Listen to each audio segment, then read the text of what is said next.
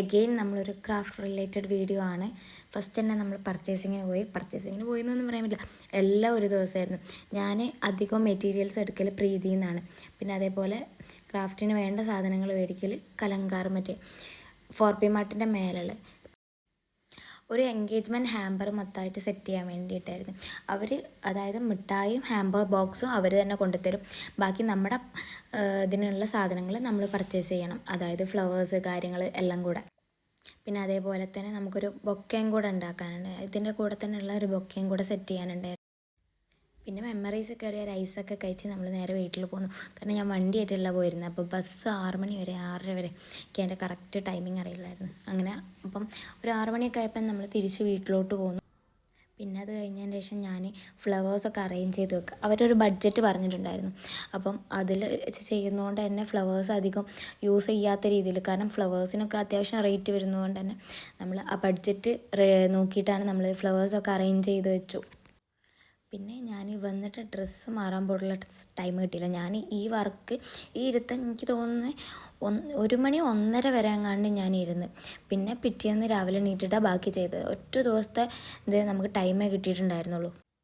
ഞാൻ ഫ്ലവേഴ്സ് അധികം ഇപ്പോൾ ബ്ലൂ ഗണ്ണ് വെച്ചിട്ട് സ്റ്റിക്ക് ചെയ്യാറ്. കാരണം മറ്റേതിനെക്കാട്ടി കുറച്ചുകൂടെ സേഫായിട്ട് എനിക്ക് തോന്നിയത് ബ്ലൂ ഗണ്ണാണ്. പിന്നെ ഓൾമോസ്റ്റ് എല്ലാ വീഡിയോസിൻ്റെ അടിയിലും വരുന്നൊരു കമൻറ്റാണ് കോളേജിനെ പറ്റി പറയുമോ എന്നുള്ള വീഡിയോ. ഞാൻ അതിനായിട്ട് സെപ്പറേറ്റ് ഒരു വീഡിയോ ചെയ്യാത്തത്, ഒന്നാമത് എനിക്ക് ക്യാമറയെ നോക്കി സംസാരിക്കാൻ ഭയങ്കര ബുദ്ധിമുട്ടുള്ള കാര്യം. അതുകൊണ്ടാണ് ഞാൻ എല്ലാ വീഡിയോസിനും വോയിസ് ഓവർ കൊടുക്കുന്നത് തന്നെ. ഞാൻ ഇതിന് മുന്നത്തെ വീഡിയോയിൽ പറഞ്ഞിട്ടുണ്ടായിരുന്നു, ഞാൻ കോളേജിൽ പോകുന്ന ടൈമിൽ എടുത്ത വീഡിയോയിൽ ഞാൻ പറഞ്ഞിട്ടുണ്ടായിരുന്നു ഞാൻ ഏത് കോളേജിലാണ് പഠിക്കുന്നതെന്ന കാര്യങ്ങൾ. അപ്പോൾ അതിൽ പറഞ്ഞിട്ടുണ്ടായിരുന്നു കോളേജിനെ പറ്റി ഒരു വീഡിയോ ചെയ്യുമോ എന്ന്. ഒരു വീഡിയോ ചെയ്യാൻ മാത്രം ഫോട്ടോസോ വീഡിയോസോ ഒന്നും എൻ്റെ കയ്യിലില്ലാത്തതുകൊണ്ടാണ് പിന്നെ അത് ചെയ്യാത്തതും. പിന്നെ എനിക്ക് എല്ലാവരോടും പറയാനുള്ള കാര്യം, നഴ്സിംഗ് അല്ലെങ്കിൽ BSc നഴ്സിംഗ് ചൂസ് ചെയ്യുന്ന സമയത്ത് മറ്റ് കോഴ്സുകൾ പോലെ അല്ല. ഇപ്പം ഞാൻ ഫസ്റ്റ് ടൈം എടുക്കുന്ന സമയത്താണെങ്കിൽ പോലും നമുക്കറിയുന്ന ഒരു കാര്യം, ഞാൻ വിചാരിച്ചു ഇത്ര സ്ട്രിക്റ്റ് ഉണ്ടോയെന്ന്. പക്ഷേ ഇപ്പം കുറച്ചായിട്ട് ഈ BSc നഴ്സിംഗ് കോഴ്സുകൾക്കൊക്കെ അത്ര സ്ട്രിക്റ്റ് ഇല്ല, മീൻസ് കമ്പാരിറ്റീവ്ലി കുറവാണ്. പിന്നെ എൻ്റെ കോളേജിനെ പറ്റി പറയാനാണെങ്കിൽ ഇപ്പം നമുക്ക് വരുന്ന സ്റ്റാഫ്സ് അധികവും മലയാളീസാണ്. അപ്പം അതേപോലെ തന്നെ സ്റ്റുഡൻസ് ആണെന്നുണ്ടെങ്കിലും എനിക്ക് തോന്നുന്നു ഒരു 70% മലയാളീസ് ആണ്. പിന്നെ അതേപോലെ കുറച്ച് ഗോവൻസും ഉണ്ട്. അതേപോലെ കർണാടകക്കാർ പൊതുവേ കുറവാണ് നമ്മുടെ കോളേജിൽ. പിന്നെ ഫുഡും ഹോസ്റ്റലൊക്കെ ചോദിച്ചിട്ടുണ്ടെങ്കിൽ ഫുഡ് നമുക്ക് കേരള സ്റ്റൈൽ ഫുഡാണ് വരുന്നത്. പിന്നെ ഗോവക്കാർക്ക് അവർക്ക് അവരുടെ റൈസ് ഉണ്ട്. ഞാൻ അഡ്മിഷൻ എടുത്ത സമയത്ത് എനിക്ക് ഭയങ്കര കൺസേൺ ഉള്ള കാര്യമാണ്, ഞാൻ ഈ റേഷൻ പീടികയിൽ നിന്ന് കിട്ടുന്ന ആ ടൈപ്പ് ഓഫ് അരി കഴിക്കില്ല, എനിക്ക് കുറച്ച് ഉണ്ടായിട്ടുള്ള അരി തന്നെ വേണം. അപ്പോൾ ആ കാര്യത്തിൽ എനിക്ക് നല്ല ഇതുണ്ടായിരുന്നു. പക്ഷേ കോളേജിൽ പോയ സമയത്ത് ആ ഒരു കാര്യത്തിൽ എനിക്ക് ബുദ്ധിമുട്ട് വന്നിട്ടില്ല. കാരണം നമുക്ക് കേരള സ്റ്റൈൽ ഫുഡ് തന്നെ, പക്ഷേ ഗോവക്കാർക്ക് അവരുടേതായ ഫുഡും ഉണ്ട്. പിന്നെ അതേപോലെ തന്നെ INC KNC ഈ സാധനങ്ങളെന്ന് പറഞ്ഞാൽ INC എനിക്ക് തോന്നുന്നു വർഷം മാറിക്കൊണ്ടിരിക്കുന്ന കാര്യങ്ങളാണ്. അപ്പം നമ്മൾ അഡ്മിഷൻ എടുക്കുന്ന സമയത്ത് INC ഉണ്ടെങ്കിൽ പോലും നെക്സ്റ്റ് ഇയർ അത് ഇല്ലാണ്ടാവാനും ചാൻസ് ഉണ്ട്. അല്ലെങ്കിൽ ഈ വർഷം ഇല്ലയെന്ന് കഴിഞ്ഞാൽ അടുത്ത വർഷം ഉണ്ടാവാൻ ചാൻസ് ഉണ്ട്. അപ്പം ഞാൻ അതിനെക്കുറിച്ച് വല്ലാണ്ട് ബോധേഡാവാത്ത ഒരാളാണ്. അതിനെപ്പറ്റി വലിയ ധാരണ ഇല്ല. ഓരോ വർഷം INCൻ്റെ ഒക്കെ ലിസ്റ്റ് കോളേജ് ഗ്രൂപ്പിലിടുന്ന സമയത്ത് നോക്കുക എന്നല്ലാതെ എനിക്ക് അതിനെപ്പറ്റി വലിയ ഐഡിയ ഇല്ല. അതുകൊണ്ടാണ് ഞാൻ പിന്നെ ആ കമൻസിനൊന്നും വല്ലാണ്ട് റിപ്ലൈ ചെയ്യാത്തത്. പിന്നെ അതേപോലെ എനിക്ക് കൂടുതലായിട്ട് ഇപ്പോൾ എങ്ങനെ പറയേണ്ടതെന്ന് അറിയില്ല. ഇപ്പോൾ ഒരു കോഴ്സിനെ പറ്റിയിട്ട് കൂടുതലായിട്ട് ഞാൻ പറഞ്ഞല്ലോ, എൻ്റെ അനുഭവത്തിൻ്റെ ബേസിലുള്ള കാര്യങ്ങൾ മാത്രമേ എനിക്കറിയുള്ളൂ.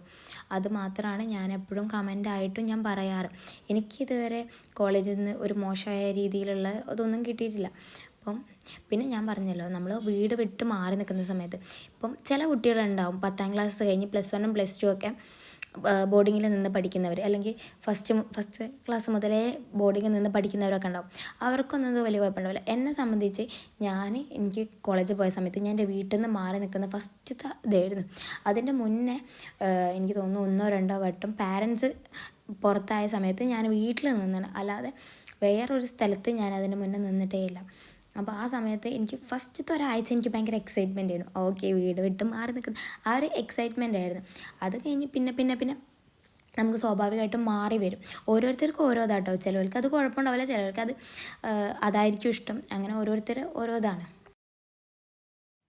എനിക്ക് പിള്ളേരുടെ അടുത്ത് പറയാനുള്ള ഒരു കാര്യം എന്താണെന്ന് വെച്ചാൽ, ഇപ്പം അധികം പാരൻസും പറയുന്ന ഒരു കാര്യം, ഓക്കെ നീ അതെടുത്താൽ മതി, മീൻസ് ചില ആൾക്കാരുടെ അപ്പം എൻ്റെ വീട്ടിലാണെന്നുണ്ടെങ്കിൽ ഞാൻ ഏത് കോഴ്സ് എടുത്താലും അവർക്ക് ഓക്കെ ആയിരുന്നു.